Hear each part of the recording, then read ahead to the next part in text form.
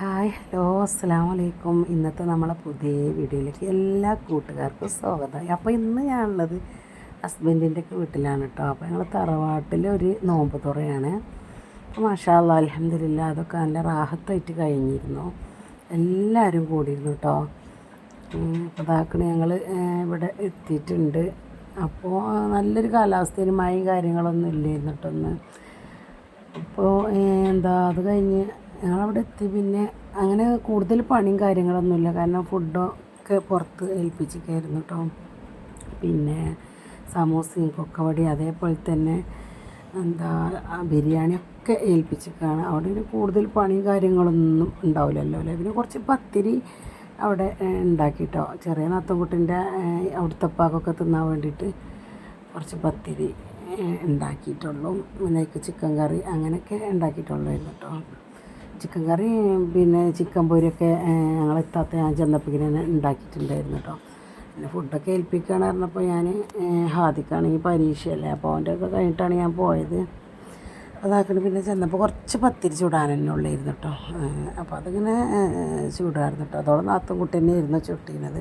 അപ്പോൾ അത് പത്തിരിയൊക്കെ മാഷാ അല്ലാഹ് അൽഹംദുലില്ലാഹ് റെഡി ആയിട്ടോ. പിന്നെ അതിൽ ചിക്കൻ കറി, പിന്നെ ചിക്കന് പൊരിച്ചെടുത്തും ചെയ്തേക്കണം കേട്ടോ. കുറച്ച് ഫുഡൊക്കെ അടിപൊളിയായിരുന്നു കേട്ടോ, നല്ല ടേസ്റ്റ് ഉണ്ട്. ഇനി ഞങ്ങൾക്ക് ജ്യൂസുകളാണ് കേട്ടോ ഉണ്ടാക്കേണ്ടത്. അപ്പോൾ പൈനാപ്പിളാണ് കേട്ടോ ജ്യൂസ് അടിക്കണത്. അപ്പോൾ ഫുള്ളായിട്ടൊന്നും ഞാൻ വീഡിയോയിൽ ഉൾപ്പെടുത്തിയിട്ടില്ല. അങ്ങനെ ഉൾപ്പെടുത്തണമെങ്കിൽ വലിയ ലെങ്ത്താവും കേട്ടോ. അപ്പോൾ പൈനാപ്പിൾ ഇനിയും ഉണ്ട് കേട്ടോ അടിച്ചെടുക്കാൻ.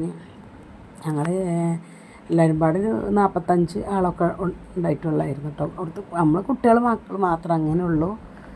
അത് ഞങ്ങൾ മിന്നുട്ടിയാണ് കേട്ടോ, എൻ്റെ ഇളച്ചൻ്റെ കുട്ടിയാണ്. പിന്നെ എൻ്റെ ആയിസുവിൻ്റെ എണ്ണയാണ് കേട്ടോ. എണ്ണയാണ് ഒക്കെ ഭയങ്കര ഇഷ്ടമാണ്. അപ്പോൾ ഞാൻ ഇളച്ചൻ്റെ കുട്ടിയാണ് പറഞ്ഞപ്പോൾ അല്ല എൻ്റെ എണ്ണയാണ് പറഞ്ഞോട്. അപ്പോൾ സമോസ ഇതിൻ്റെ അടിയിൽ കൊക്കവടയൊക്കെ ഉണ്ട് കേട്ടോ. അതൊക്കെ അതിനൊന്നും പണി ഉണ്ടായിട്ടില്ല, കാരണം എന്താ വെച്ചാൽ അതൊക്കെ ഓർഡർ ചെയ്തതുകൊണ്ട് ആ സമയമായപ്പോഴേക്കും എത്തി. ഇത് തൈരും അച്ചാറുമാണ് കേട്ടോ. അപ്പോൾ അങ്ങനെ ഫുഡ് ഇവിടുത്തെ തുറവിൻ്റെ അന്ന് ഏൽപ്പിച്ച ആളെ തന്നെയാണ് കേട്ടോ ഇളച്ചക്കുട്ടി ഏൽപ്പിച്ചിരുന്നത്. അപ്പോൾ നല്ല ബീഫ് ബിരിയാണി തന്നെയാണ്, അടിപൊളി ബിരിയാണിയാണ് കേട്ടോ, ഒരു രക്ഷയില്ലായിരുന്നു. നല്ല ബിരിയാണിയാണ്. എന്നിട്ട് ആരെ പപ്പു തന്ന് രസമുണ്ടോ? സമൂസയാണത്. അപ്പോൾ ഐസൂന് മിന്നുട്ടിനെ ഭയങ്കര കാര്യമാണ് കേട്ടോ. മിന്നുട്ടിനെ കണ്ടാലിങ്ങനെ ഓളെ കൂടെ തന്നെ കേട്ടോ.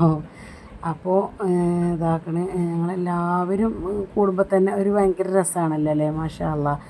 ഇനിയിപ്പോൾ അടുത്ത റമദാനിലല്ലേ നമ്മൾ തുറവിയായിട്ട് ഉണ്ടാക്കുക. ഇതിൻ്റെ ഇടയ്ക്ക് നമ്മളൊക്കെ എല്ലാവരും എന്തെങ്കിലുമൊക്കെ പരിപാടി ഉണ്ടാകുമ്പോൾ കൂടും. അപ്പോൾ എല്ലാവരും ഒന്ന് കൂടിയൊരു പരിപാടിയാണ്.